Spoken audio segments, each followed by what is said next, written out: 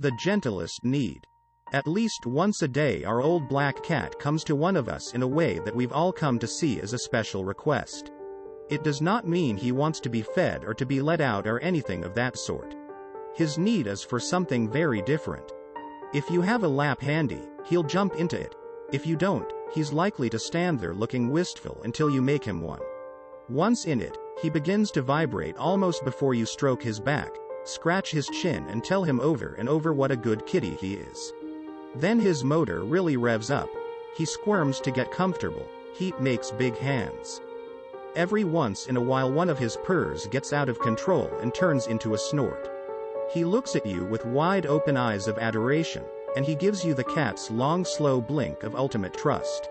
After a while, little by little, he quiets down. If he senses that it's all right, he may stay in your lap for a cozy nap. But he is just as likely to hop down and stroll away about his business. Either way, he's all right. Our daughter puts it simply: Blackie needs to be purred. In our household, he isn't the only one who has that need. I share it and so does my wife. We know the need isn't exclusive to any one age group. Still, because I am a schoolman as well as a parent, I associate it especially with youngsters, with their quick, impulsive need for a hug, a warm lap, a hand held out, a coverlet tucked in, not because anything's wrong, not because anything needs doing, just because that's the way they are. There are a lot of things I'd like to do for all children. If I could do just one, it would be this: to guarantee every child, everywhere, at least one good purring every day. Kids, like cats, need time to purr. Fred T. Wilhelms. Bop C.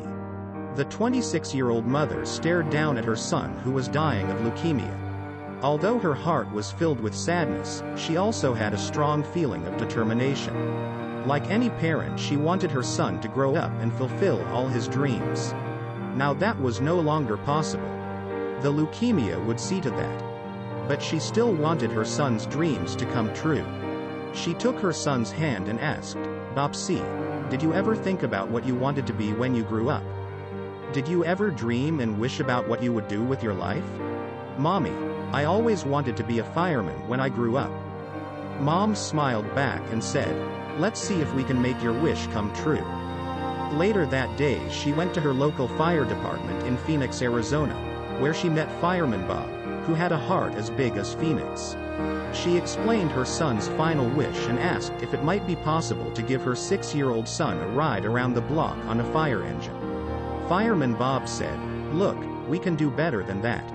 If you'll have your son ready at 7 o'clock Wednesday morning, we'll make him an honorary fireman for the whole day. He can come down to the fire station, eat with us, go out on all the fire calls, the whole 9 yards. And, if you'll give us his sizes, we'll get a real fire uniform made for him, with a real fire hat, not a toy one, with the emblem of the Phoenix Fire Department on it, a yellow slicker like we wear, and rubber boots. They're all manufactured right here in Phoenix, so we can get them fast."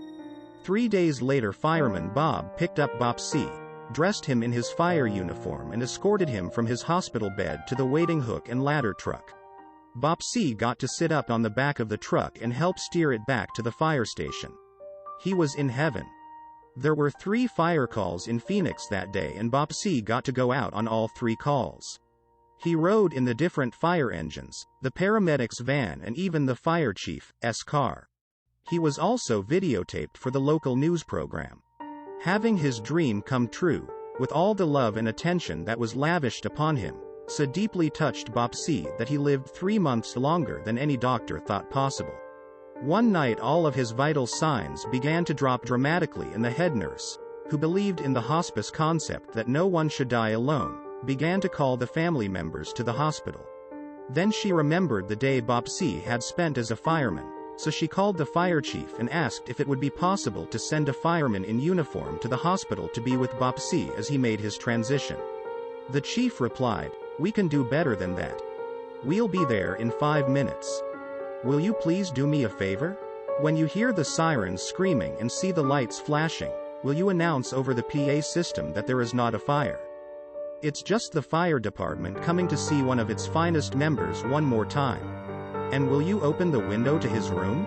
Thanks. About 5 minutes later, a hook and ladder truck arrived at the hospital, extended its ladder up to Bopsy's third-floor open window, and 14 firemen and 2 firewomen climbed up the ladder into Bopsy's room. With his mother's permission, they hugged him and held him and told him how much they loved him.